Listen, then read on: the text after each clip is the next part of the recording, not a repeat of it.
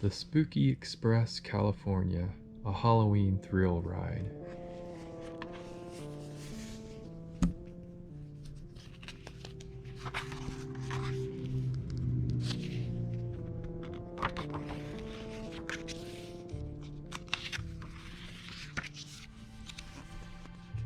We were out trick-or-treating, my best friend and I, when we saw a huge shape swooping down from the sky. It circled around us on train tracks of mist, then it came to a stop, and its large pistons hissed. What a marvelous train, engine black as the night, all its carriages glowed with a ghostly green light.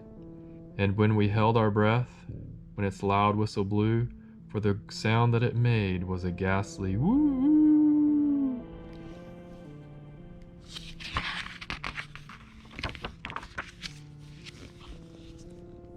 The door opened wide and a conductor appeared with a cheery old smile that was not to be feared. He said, "Spooky Express, hop aboard, take a ride." How exciting, we thought, and we climbed up inside.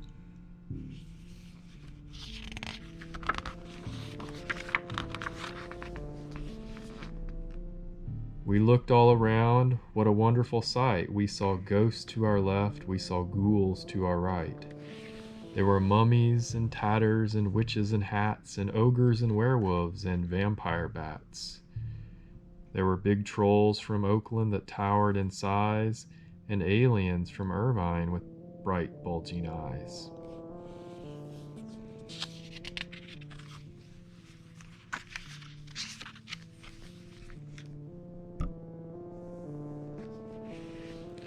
A voice on the speaker said, "Please hold on tight." Then the train gave a lurch and launched into the night. We glided along through a dark, stormy sky, and we watched as the buildings of LA whizzed by.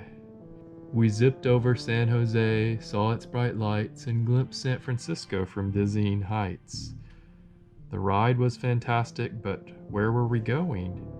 We sped ever onward with no signs of slowing.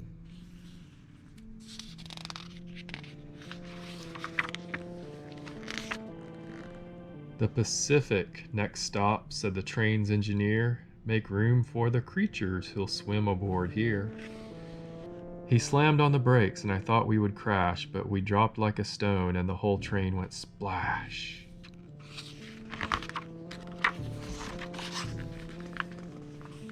Then after the ocean, another strange stop, way up the Anon Center, on the side, near the top. Then in Mammoth Mountain, where the big ogres dwell, then down in old sewers, oh, the sewer folks smell.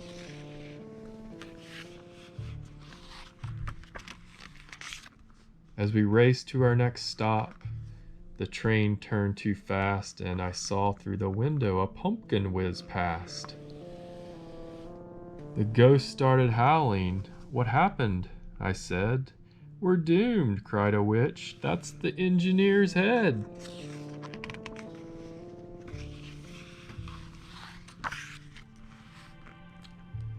"If the engineer's headless, he can't steer the train, for his head's where he keeps both his eyes and his brain." He yanked levers forward, he jerked levers back. The train started wobbling all over the track. We swerved around buildings, we darted past trees. The speed of the turns made us weak at the knees.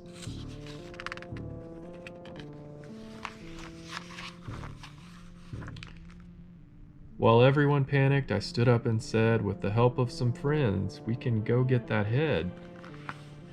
"Miss Witch," I said calmly, "your broom, if I may. Miss Spider, Miss Dragon, let's go save the day."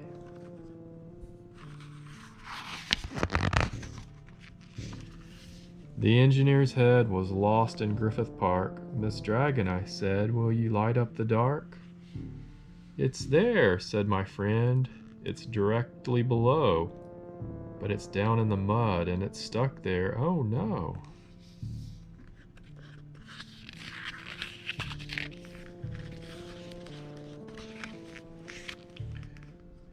I turned to Miss Spider. "Please spin us some thread. I've got an idea.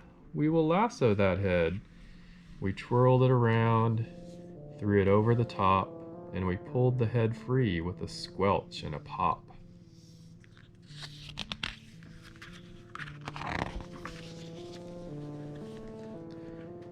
Then back we all flew through the wind and the rain with the pumpkin containing the engineer's brain.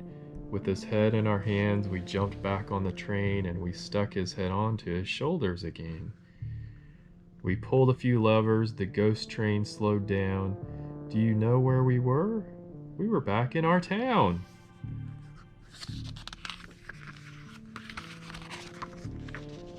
The ghost started howling, this time with delight, and the gnomes hugged an alien a little too tight.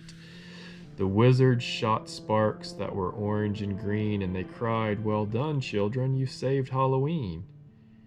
We'd be stuck on this train had you not been so daring, but now we can stop in each town and go scaring.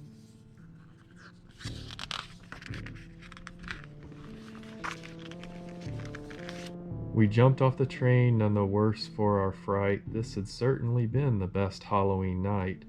The train started moving, its large pistons hissed, it circled around us on train tracks of mist. It launched itself skyward, its loud whistle blew, and the sound that it made was a friendly